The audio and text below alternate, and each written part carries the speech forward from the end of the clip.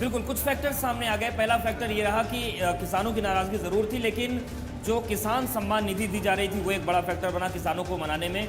दूसरा फैक्टर जो राशन जो लोगों को दिया गया, कोरोना काल में बहुत बड़ी मदद थी, वो फैक्टर शायद काम किया कि इतना बड़ा नुकसान नहीं हुआ। और तीसरी बड़ी सबसे चीज़, कुछ चीज़ें ऐसी जिसकी चर्चाएं कम हुई, जैसे सॉइल हेल्थ कार्ड की बात की जा रही है, हॉर्टिकल्चर को बढ़ावा देने की जो बात कही जा रही है। भले ही कम किसानों ने इसका फ़ायदा लिया, लेकिन शायद वही चीज़ें थी कि नुकसान का दायरा छोटा हो गया। बिल्कुल।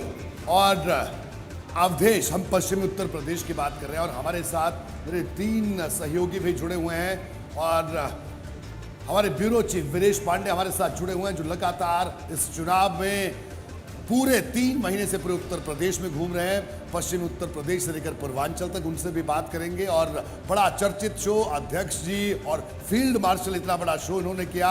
और वीरेश, आपने जिस मेहनत के साथ, पूरी टीम ने जिस मेहनत और जज्बे के साथ काम किया, उसको सलाम है। और ये इस जज्बे और उस जुनून का ही ये परिणाम है कि आज एबीपी गंगा दर्शकों तक सबसे पहले और सबसे सटीक खबर पहुंचाता रहा। मेरे साथ ही साथ नीतीश वाराणसी से जुड़े हुए हैं, जो वाराणसी और आसपास के जिलों में लगातार कवरेज करते रहे। और पश्चिमी उत्तर प्रदेश में सनुज हमारे साथ मौजूद है, जो कि मेरठ से हमारे साथ जुड़े हैं। और सनुज ने भी लगातार पश्चिमी उत्तर प्रदेश को कवर किया। सनुज, पश्चिमी उत्तर प्रदेश में भारतीय जनता पार्टी को जैसा नुकसान बताया जा रहा था, वैसा कोई नुकसान देखने को नहीं मिला। 93 सीट पर भारतीय जनता पार्टी जीती है। पिछली बार 109 सीट जीती थी। यानी किसान आंदोलन या कोई नाराजगी, ऐसी कोई बात इन नतीजों को प्रभावित करती हुई नहीं दिखी। सनुज। जी रोहित जी, बिल्कुल आपने सही कहा कि देखिए, जिस तरीके से किसान आंदोलन चल रहा था, उसकी तपिश पूरे पश्चिम उत्तर प्रदेश ही नहीं, पूरे यूपी में सुनाई दे रही थी। लेकिन जिस तरीके से तीनों कृषि कानूनों को वापसी लिया गया, उसके बाद जो किसानों का गुस्सा नाराजगी में बदला, उस नाराजगी को बीजेपी ने बहुत आसानी से दूर कर लिया। चुनावी आंकड़ों पर हम नजर डालते हैं कि देखिए, कुछ जिलों तक जरूर उस आंदोलन की तपिश बाद में भी दिखाई दी, लेकिन बाकी जिलों की बात करें तो इतना नुकसान बीजेपी को नहीं दिखाई दिया। सबसे बड़ी बात आप मेरठ की ले लीजिए कि मेरठ में 2017 में 7 विधानसभा सीटों में से 6 पर बीजेपी का कब्जा था, लेकिन इस बार उसे नुकसान हुआ। और यहां पर बीजेपी सिर्फ 3 सीटें जीतने में कामयाब रही और 4 सीटों पर समाजवादी पार्टी गठबंधन ने यहां पर जीत दर्ज की। और सबसे बड़ी बात यह रही कि बीजेपी के फायर ब्रांड नेता संगीत सोम चुनाव हार गए। और जिस हस्तिनापुर पर सबकी नजरें टिकी हुई थी कि हस्तिनापुर में जो जीतता है, हस्तिनापुर की जो महाभारत जीतता है, लखनऊ में उसी की सरकार बनती है, तो वहां से दिनेश खटीक चुनाव जीते और एक इतिहास और बना है। सीटों पर भारतीय जनता पार्टी जीती है। 5 सीटें गाजियाबाद की बीजेपी ने 5 सीटों पर जीत दर्ज की।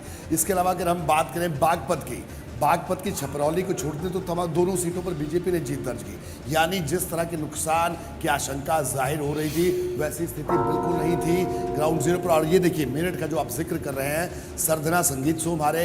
किठौर की बात करें तो वहां पर सपा जीती, मेरठ में सपा जीती और सिवाल खास में भी समाजवादी पार्टी जीती।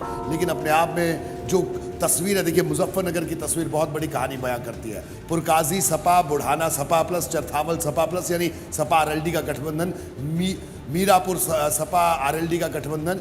मुजफ्फरनगर के अगर हम नतीजों को देखें तो उस पर क्या कहना है सरोज आपका? क्या कहेंगे मुजफ्फरनगर के नतीजे जो निकल कर सामने आए हैं?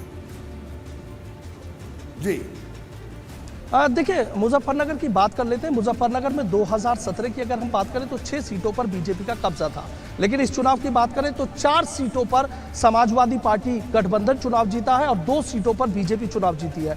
रही बात बागपत की, हम बात कर लेते हैं तो देखिए, बागपत में ना तो किसान आंदोलन का कोई असर दिखाई दिया, ना किसानों के गुस्से का कोई असर दिखाई दिया। बागपत विधानसभा सीट है, योगेश धामा फिर से वहां विधायक बने हैं। बड़ौत विधानसभा सीट पर फिर से केपी मलिक विधायक बन गए हैं। और छपरौली विधानसभा सीट जो एक बड़ा महत्वपूर्ण आंकड़ा, देखिए, अलीगढ़ की बात करें, अलीगढ़ की तमाम सीटों पर आप देख सकते हैं कि 7 की 7 सीटों पर भारतीय जनता पार्टी ने जीत दर्ज की है। वो अलीगढ़ है जहां पर यह माना जा रहा था कि आरएलडी और सपा का गठबंधन कम से कम 3 से 4 सीटों पर जबरदस्त टक्कर देगा, लेकिन ऐसी स्थिति बिल्कुल देखने को नहीं मिली।